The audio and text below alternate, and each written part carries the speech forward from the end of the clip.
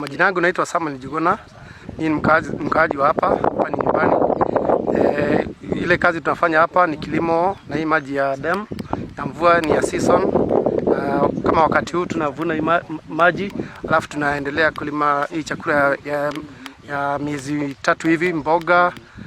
Tunatumia mboga kama cabbage, tuna spinach, na tunaendelea kupanda hata maharagwe hivi, chakula hizi za muda mfupi. Wakati huu tuendi vibarua kazi, kutoka wakati corona ilikuja mambo ya kazi tuliwacha tukarudi kwa shamba. Sasa sababu tuko na hii dam, tukaamua tupande hizi mboga zitusaidia hapa nyumbani na hata tupate pesa kidogo ya. Hii project ni ya serikali ilikuja. Unajua hii area yetu ni area ya dry, huwa tunapewa msaada wakati ya kuna njaa. Sasa wakaona watuletee hii project ya hizi dam ili kama wakati huu kuna mvua tunavuna hii maji, alafu baadaye tunajisaidia naye. As government, by government of Kenya as an area that is a dry area. Many people around here initially were being supported on food relief. We decided as a government that we were going to build about 100,000 smallholder dams around the country.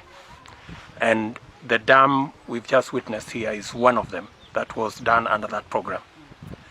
As everybody understands, agriculture is the backbone of our economy, and support to farmers is critical to ensuring that we not only have food security, but it also supplies us with the raw material for our industrialization agenda. And as a result, apart from working with large-scale farmers, we are also looking at working with small-scale farmers like Mr. Njuguna here. And I am very happy that he has taken advantage of the dam, this small water pan, and you can see he is now growing potatoes in an area that was dry. He now has potatoes, he has cabbages, he has managu, he has beans, and he's just told me himself that he was a small-scale trader. When Corona came, he decided to retreat to his farm and do what he's doing here. Going forward, we know very well that the effect of Corona on our economy is very serious. In fact, the report that was released yesterday, carried out by Treasury, clearly paints a picture of serious effects of Corona on our economy and on livelihoods, on jobs, and many people today are suffering hunger across the country. That is why we have the big program by Government of Kenya to reach out to as many communities and as many families as possible with food relief, both from the Government of Kenya, and I want to ask well-wishers from across the spectrum. Anybody who can afford an extra meal should make it available for their neighbor, for the person next door, and those of us who can manage to mobilize support for families that do not have food. We must go out of our way, because this is a very interesting scenario. Not planned, nobody expected, and we do not have statistics on what is going to happen in the near future.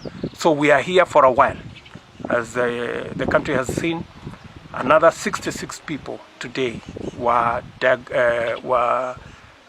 diagnosed with corona, meaning that the numbers are going up, and therefore we have to be vigilant, all of us as the people of Kenya, and adhere to the government directives that are being rolled out to ensure that we minimize the effects of corona and begin to focus heavily on the post-corona period, where we will open up our economy, ensure that we have the necessary incentives to our farmers, and that is the plan we have as Government of Kenya, to ensure that we have the necessary support going to our farmers, going to our SMEs, going to the vulnerable, to ensure that we mitigate and minimize the effect of corona that has devastated not just our economy, but many economies across the world, because this is a new phenomenon.